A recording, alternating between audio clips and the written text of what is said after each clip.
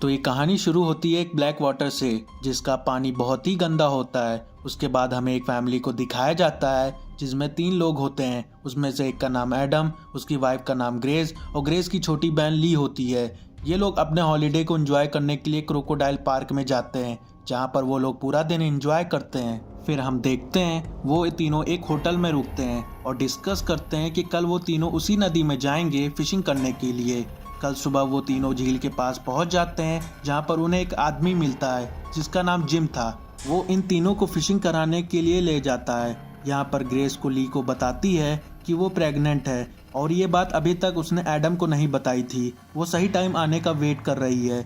Gym एक gun लाया था जो कि इमरजेंसी में काम आए। वो इन तीनों को नदी का टूर कराने लगता है। ये लोग नेचर को एंजॉय करते हैं और ली पिक्चर लेने लगती है। वो लोग एक प्लेस में रुककर फिशिंग करने लगते हैं, पर वो लोगों को एक भी फिश नहीं मिलती। फिर जिम उन्हें आगे ले जाता है, जहां पर वो लोग फिर से फिशिंग करने लगते हैं। उसी वक्त एडम के फिशिंग रॉड पर एक मछली फंस जाती है। तभी बोट जोर से हिलने लग जाता है। अचानक से बोट पलट जाता है, सभी लोग पानी में गिर जाते हैं। एडम डरकर कहता है कि जल्दी से पेड़ पर चढ़ जाओ, हमारे बोट को क्रोकोडाइल ने पलट दिया है। वो पैनिक में ग्रेस को पेड़ पर चढ़ाता है। एडम को ली कहीं पर दिखाई नहीं देती है और ग्रेस को जिम की डेड बॉडी दिखाई देती है। मतलब उनका जिम गाइड मर चुका है। दूर से ग्रेस को क्रोकोडाइल आते हुए दिखाई देता है। वो एडम को ऊपर आने को कहती है।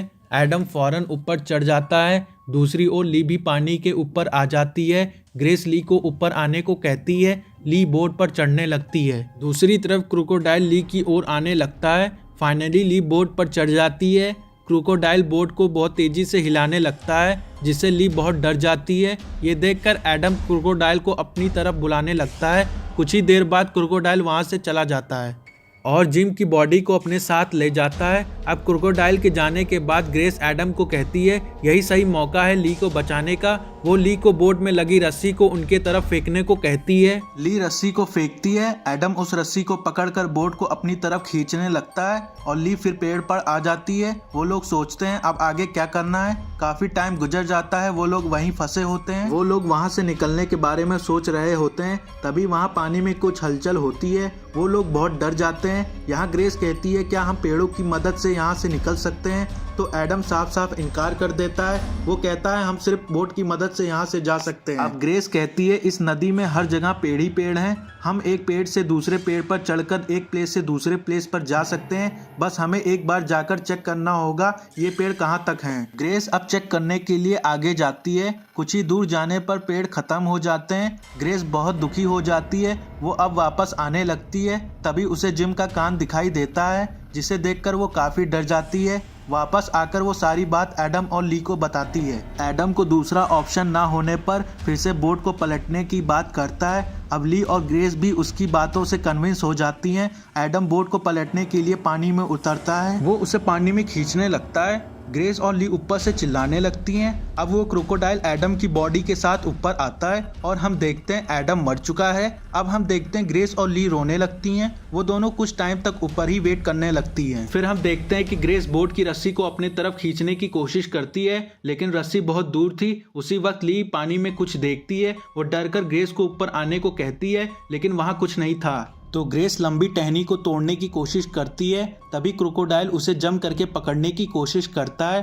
ग्रेस डरकर वापस आ जाती है और वो क्रोकोडाइल उन्हें देख रहा होता है, लेकिन फिर वो पानी में चला जाता है। इसके बाद ग्रेस कहती है बोट हमसे दूर जा रही है। तभी ग्रेस को वहाँ एडम की बॉडी दिखाई दे जाती है, तो वो रोने लगती है। फिर रात होने लगती है। वो क्रोकोडाइल एडम की बॉडी को खाने लगता है, जिससे ग्रेस को और भी ज्यादा दुख होने लगता है। अगले सुबह ग्रेस मेंटली टूट चुकी थी। ली उसे मोटिवेट करके उसे अपने होने वाले बच्चे के बारे में सोचने के लिए बोलती है। अब वो बोट काफी दूर चला गया था, इसीलिए इन्हें पानी में जाकर उस बोट तक पहुंचना था। ये लोग पानी में उतरकर आगे बढ़ने लगते हैं। तभी वो क्रोकोडाइल उनके सामने से ही पानी से निकलता है। वो ग्रेस पर हमला करके उसे नीचे खींचने लगता है। ली भी ग्रेस को पूरी ताकत से अपनी तरफ खींचकर उसे फिर से पेड़ पर लाती है। ग्रेस के पैर पर काफी चोट लग चुकी थी, बहुत सारा खून बह रहा था। ली अपना कपड़ा फाड़कर उसको ग्रेस के पैर पर बांधती है, जिससे ब्लीडिंग रुक जाती है। ली को लगता है कि कोई बोट उसके आसपास है। ली उस बोट की तरफ भागती है और उस बोट के वाले को आवाज लगाने लगती है। ली उस बोट वाले को बहुत तेजी से चिल्लाती है पर वो नहीं सुनता है, वहाँ से चला जाता है। ली को लगता है कि पानी के नीचे कुछ है और वो ग्रेस को कहती है कि वो अपने पैर को ऊपर जल्दी से कर ले।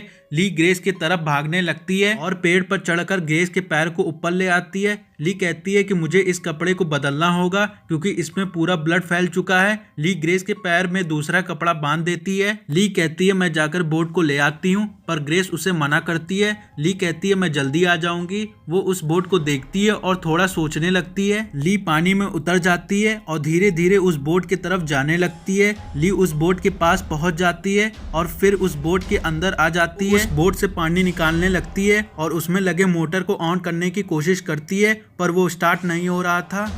ली को लग रहा था कि पानी में कुछ है। वो अपने चारों तरफ चेक करने लगती है, कोई है तो नहीं। फिर वो क्रोकोडाइल बाहर आ जाता है और वो उस बोट के अंदर आने लगता है। ली उसे देखकर डर जाती है और पानी में चली जाती है। ली पेड़ के तरफ भागने लगती है। फिर वो क्रोकोडाइल ली को पकड़ लेता है, पानी के अंदर ले जाता है। ली बहुत झपटने लगती है और बेहोश हो जाती है। ली को कुछ देर बाद होश आ जाता है और वो देखती है कि उसके तरफ जिन की बॉडी पड़ी हुई है। ली देखती है कि उसकी एक उंगली टूट गई है। फिर उसे एक कपड़े से बांध देती है। ली चेक करती है कि उसे और कोई चोट नहीं लगी है और उसे क्रोकोडाइल ने काट लिया होता है। ली उठकर बैठती है और वो जिम के पास उसका पिस्टल ले लेती है। वो चेक करने लगती है कि उस पिस्टल में गोली है कि नहीं। फिर उस पिस्टल को पानी में साफ करने लगती है। ली को लगता है कि पानी में कुछ है और वो उस गन में बुलेट डालकर उसे लोड करने लगती है। ली उस गन को ट्राई करती है, उसे शूट करके देखती है। ली को एक आइडिया आता है और वो जिम के हाथ को निकालकर पानी में हिलाने लगती है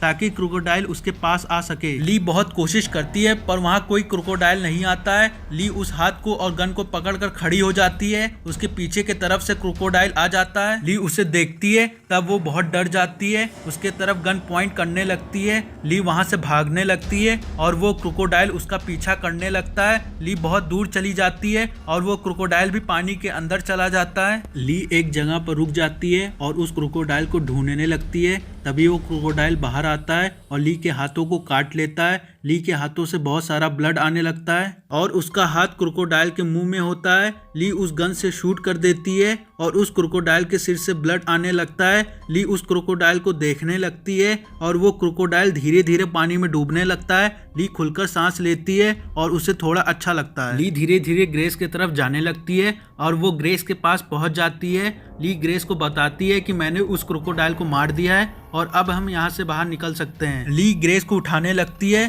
पर ग्रेस नहीं उठ रही थी। ली को कुछ समझ में नहीं आ रहा होता है कि उसे क्या हुआ है और वो रोने लगती है और उसे कहती है कि तुम मुझे छोड़कर नहीं जा सकती। ली उस बोट को वहाँ से निकाल लेती है और ग्रेस की बॉडी को अपने साथ लेकर वहाँ से जाने लगती है। ली बोट को उस झील से बाहर निकालने लगती है, फिर वहाँ से सिटी की तरफ जाने लगती है और मूवी यहीं पर खत्म हो जाती है।